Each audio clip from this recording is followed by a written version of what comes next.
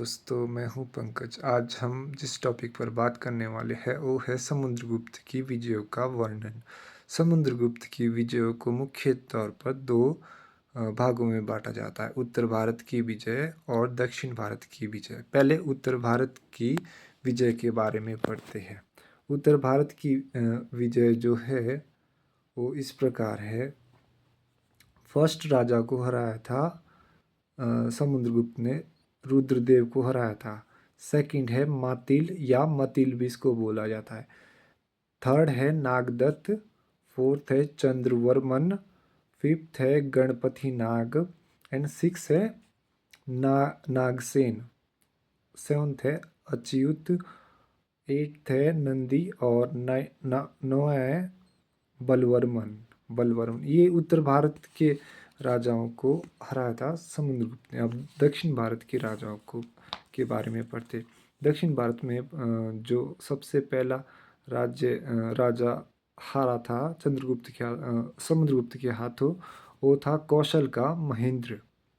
इसे कौशल भी कहा जाता है, पर इसे कौशल ही कहा गया है। दूसरा है महाकांतार का व्याघ्रराज। तीसरा है पिष्टपुर का महेंद्र, तीसरा है कोराल का मटराज। चौथा है पिष्टपुर का महेंद्र। पांचवा है गिरी कोट्टार का स्वामीदत्त। छठा है एंडरपल का दमन।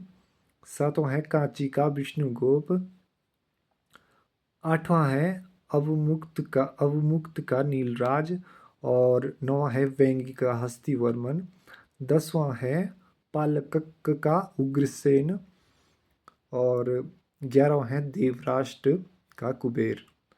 12वां और आखिरी है कुशस्थलपुर का धनंजय।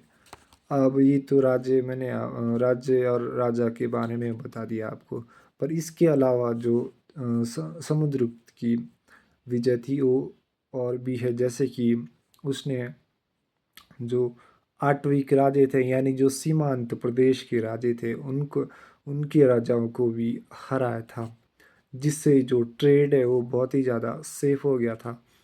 इसके अलावा जो जिसे कहा जाता है कि गुरिल्ला होते हैं, या किसी भी देश में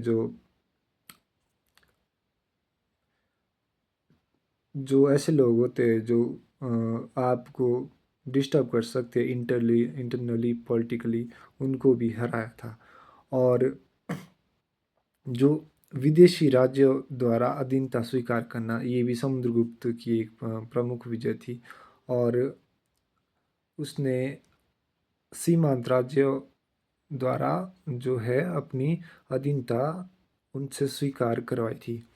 अब जो मेन हिस्सा है, जो मेन बात है इस पूरे टॉपिक्स की, वो मैं आपको बताने वाला हूँ।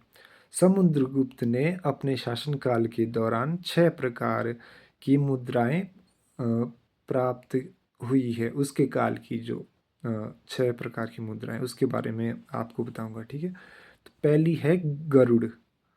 गरुण, इसको गरुण भी कहा जाता है। दूसरी है धनुर्धर। और तीसरी है परशु। और चौथी है अश्वमेघ। पांचवी है व्याग निहंता। और छठी है वीणा सारण। ये 6 प्रकार की मुद्राएं इतिहास में मिली है, जो कि समुद्रगुप्त के द्वारा जारी की गई थी। इसके अलावा प्रयाग प्रशस्ति का भी इसमें वर्णन मिलता है।